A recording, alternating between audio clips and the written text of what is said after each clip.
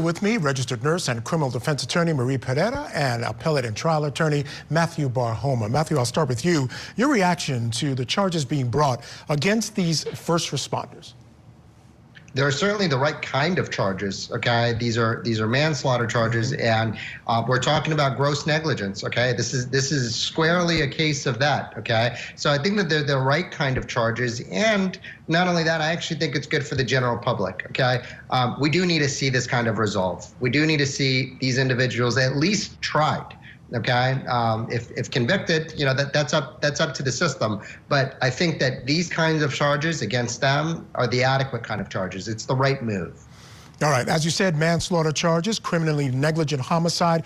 Basically, manslaughter in this instance is recklessly causing the death of another. Marie, again, you heard from that piece we just watched some of the issues with bringing charges against first responders, and particularly the paramedics in this case, can create issues with making these processes better because people are going to not want to report things that go on.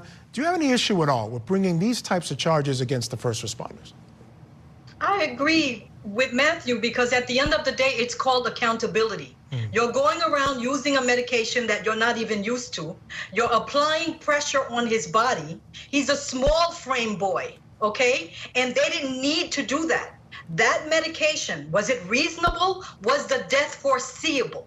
For them to give him something that he probably didn't even need because they could have restrained him without injecting him with that medication. Was the forcible physical restraint enough? Did he need a chemical restraint? And I guess the answer is no. And I agree with my co-panelists wholeheartedly. It's called accountability. Regardless of the outcome, it sends a message to be careful with a person's life when they're under the care of a police officer and paramedics who are not there to kill. They're there to keep the person safe and the public safe. Now, fair enough. Now, the counter-argument is, you know, this is something that maybe should be dealt with, and if all those things are correct, should be dealt with in a civil court rather than a criminal court. At the time, there were no restrictions on the paramedics for the use of the ketamine. The officers can say that, hey, we tried to approach him. He didn't respond immediately to our commands to stop because we wanted to talk to him about this. And I think it goes back to a discussion that we've had many times on this show, Matthew, and that's the mental health. This young man, he had some social issues, so him responding to police the way they wanted him to respond was not going to happen. And then they took things to another level. So your thoughts on that aspect of it?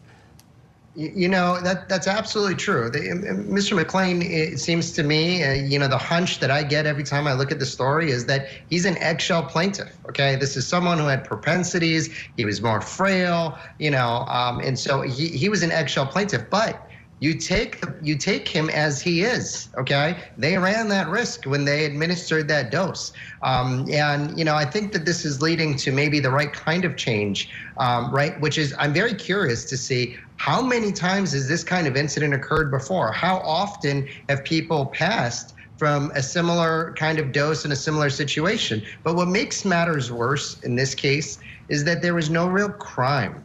Right? And so the optics in and of themselves are just bad in a case like this. And that's what they're going to be held to answer for.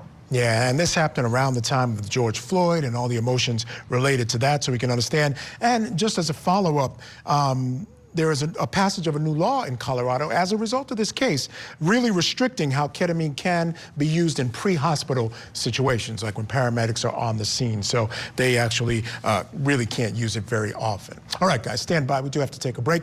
Now, folks, we saw raw and painful emotion this week in the Florida courtroom throughout the Cruz trial. So coming up next, we're going to talk to an expert about victim impact statements and their role in the system and in the